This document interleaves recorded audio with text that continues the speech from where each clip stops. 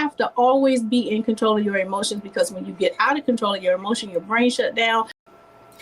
You know, when I work with you and I talk with you often about the work that you do, and your children are literally watching because they're in homes outside of you. They're with people who keep the news on 24/7, or they're riding in cars where they're hearing about devastation.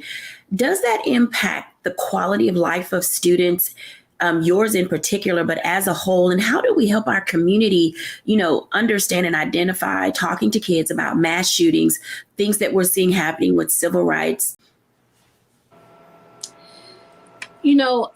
Yeah, our students, they are connected to the world, and they do hear a lot of what is happening, good and bad, around them. And I think what we as educators here at Zeca, what we try to be connected to is, what is the emotional balance of our students? How is what's happening in your circle impacting you emotionally, and increasing that level of emotional intelligence that they need to be able to have within them, so that they can process what's going on in the world around them. So when you start talking about things like school shootings and mass shootings that's happening, I serve a population that, I serve a high African American population. And so we're constantly having conversation with our students about how to handle such a situation. If you find yourself in a situation where you're stopped by the police, we don't want you to be fearful of it. We want you to follow the Zeca way. And for us, our first two steps in the Zeca way is, you got to know how to follow directions, and you got to be able to be in control of your emotions. So we start there.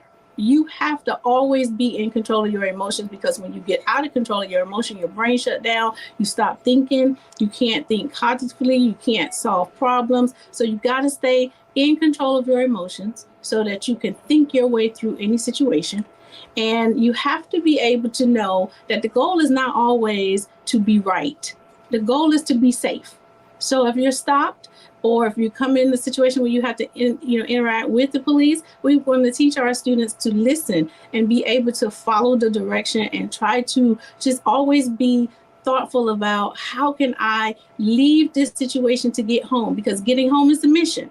Being right isn't the mission. So what we do here is, we have those conversations, because we want to make sure that when you put your game down and you come back into the real world of reality, you better know about that school to prison pipeline. You better know about those zero tolerance policies. We tell that to our kids as young as kindergarten.